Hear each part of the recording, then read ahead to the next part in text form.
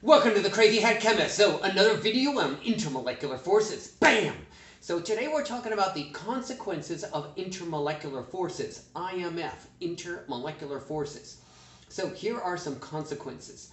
Vapor pressure is the upward force exerted by a liquid. The vapor pressure is the result of intermolecular forces. So here's a beaker full of some water here, and the vapor pressure is the pressure in this upward direction here, coming from the liquid itself. Okay, the downward force is the external pressure, and it might be the atmospheric pressure, but this is that downward force on that liquid. Okay, when liquids boil, when the vapor pressure is in equilibrium with the external pressure. So an example of that here is, see this arrow, this vapor pressure arrow going up and this external pressure going down when they are in equilibrium with each other. That's why the two arrows are of the same length.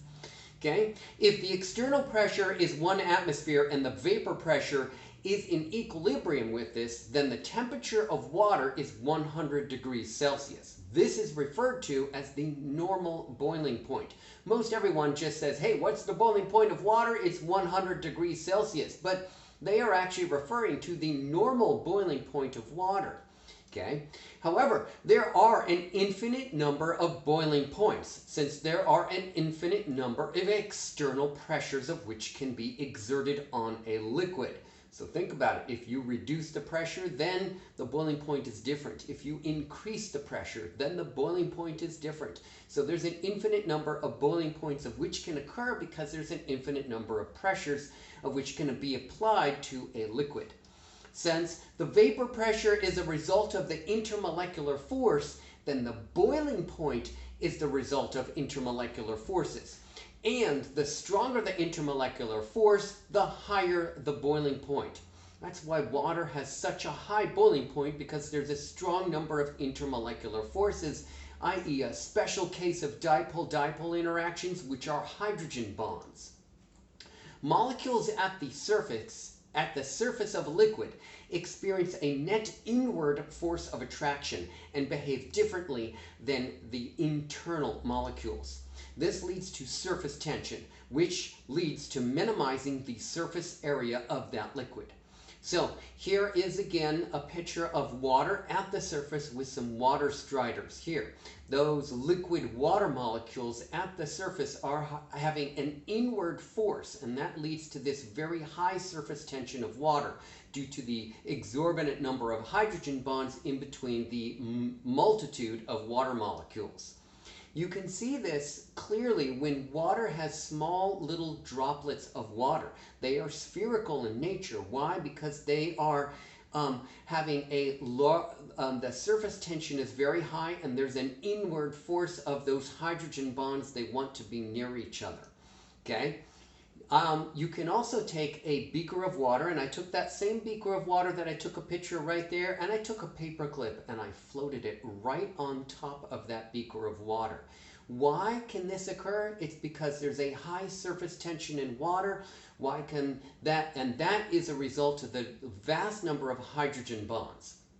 I want you to try this at home. Try to take a cup of water, put some water in it. Tap water will do. I just use tap water, and take a paper clip and try to float it on that surface. If you are successful with that, then I want you to try to do one more thing, and that is float a penny on that surface of that water. Give that a try too and see if you can do it. Okay, there's more here. So the higher the molecular weight, the higher the molar mass of molecules, have a greater possibility of having larger induced dipoles. Okay, so I'm going to give you some examples of these. So I got the molecule here on the left-hand side, the boiling point on the right-hand side. So methane, these are going to be hydrocarbons, of which we're going to write down first. Okay, methane has very weak interactions. Why? Because the molar mass of methane is very low. That is, the molecular weight is very low, and therefore the boiling point is very low. It's a gas, that is. Okay, if you add another carbon and the appropriate number of hydrogens, then you have ethane. And you notice that there's a weaker intermolecular force there Okay, there's a stronger molecular force with the ethane, and therefore the boiling point has increased. Okay, if you add another carbon and the appropriate number of hydrogens, you have propane. Still, propane is a gas because it has that negative boiling point. However, there are stronger intermolecular forces with propane because it has a greater number of protons and electrons specifically. Okay, and the butane has a larger molar mass still, and notice its boiling point is almost at 0 because it has one more carbon and the appropriate number of hydrogens. So it has a greater intermolecular force. That's why the higher increase in boiling point. Okay. Now I'm going to add one more here, and this is a special case, and this is benzene.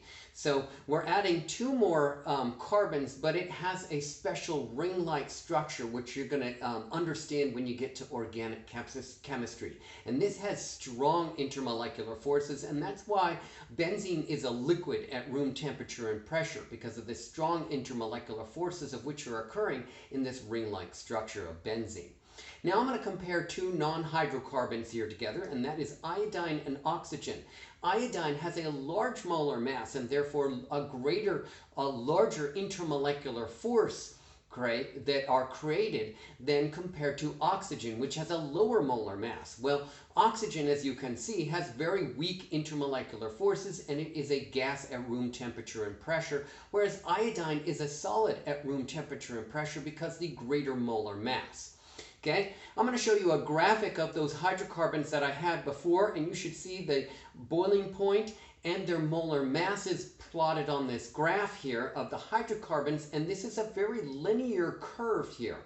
So it's a proximate linear relationship between the boiling point and the molar mass. So as you increase the molar mass, you increase the boiling point. That is, as you increase the molar mass, you increase the potential of having a large number of intermolecular forces. Those are London dispersion forces, especially with these hydrocarbons, which are non-symmetrical, right? So they're symmetrical and they're non-polar, right?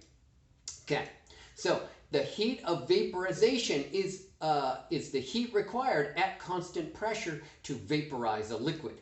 The greater the intermolecular force, the greater the heat of vaporization and the associated boiling points as a result. So I'm going to give you some examples of this with the compound, the heat of vaporization, the boiling point, and the intermolecular forces of which are predominant in this. So we have water, we have the delta H of vaporization, that's the heat of vaporization, that's 40.7 kilojoules per mole, and the boiling point is 100 degrees Celsius. And the intermolecular forces here are a large number of hydrogen bonds. There are also dipole-dipole interactions, of which hydrogen bonds are a special case, but there are also London dispersion forces. So the major contributing factor to the high heat of vaporization and the high boiling point for water is the extensive hydrogen bonds, as opposed to the London dispersion forces. If I were to take sulfur dioxide as an example, notice the heat of vaporization is much less than that of water. It's 26.8 kilojoules per mole, and the boiling point is significantly less than water at negative 47 degrees Celsius. There are no hydrogen bonds possible in sulfur dioxide. There are no hydrogens, but yet the molecule itself of sulfur dioxide is asymmetric and polar. There's a lone pair of electrons on that central sulfur. And this has dipole-dipole interactions and London dispersion forces, but the predominant factor are the dipole-dipole interactions of sulfur dioxide. Now we're going to take xenon as an example. Now xenon is a noble gas. Its heat of vaporization is 12.6 kilojoules per mole. Its boiling point is negative 107. It's a gas, of course, and the only intermolecular force of which is occurring here are London dispersion forces, LDF. And these are significantly weaker than the sulfur dioxide or the water, because the molar mass, even though it might be relatively large, it is a noble gas. It's a spherical molecule. Okay? The intermolecular forces also lead to capillary action and to the existence of a concave meniscus in the water column. And this is an example of a concave meniscus in a water column. This is a volumetric flask with a blue tainted liquid there, and you should see that concave meniscus there. Okay, you get a convex meniscus with mercury. Okay, so there are adhesive forces, and that is between the water and the glass. That's why this concave meniscus forms, is because the water molecules actually adhere, have an interaction, a positive interaction with the glass, and climb up the glass a little bit. Okay, but there are also cohesive forces. That is, the water molecules and the adjacent water molecules are attached via hydrogen bonds. So not just one water molecule climbs up the glass, but it will drag up another water molecule right behind it to climb up that glass. Right here I have a capillary tube, and I've just lightly dunked it into that same volumetric flask. And spontaneously that water climbs up that capillary tube. Now notice that capillary tube, the water is very high up it. It's very high up it because the diameter of that capillary tube is much smaller than that of the volumetric flask. Okay, and so that will form a very nice concave meniscus that's very easily read.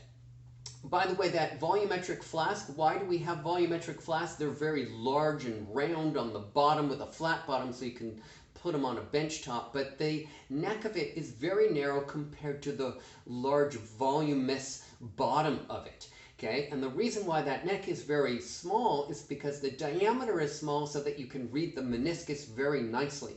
And each volumetric flask is etched in individually to read that specific volume at a specific temperature. They're very accurate and precise compared to a graduated cylinder. However, volumetric flasks only measure one particular volume. Okay, I am the Crazy Hat Chemist, and I got a great hat here for you today, so... Oh yeah, it's chicken day! Give me a thumbs up if you like that video. Give me a thumbs up if you like chicken. And subscribe to my YouTube channel, and I'm going to see you next time for more cool chemistry videos on intermolecular forces. Bye for now.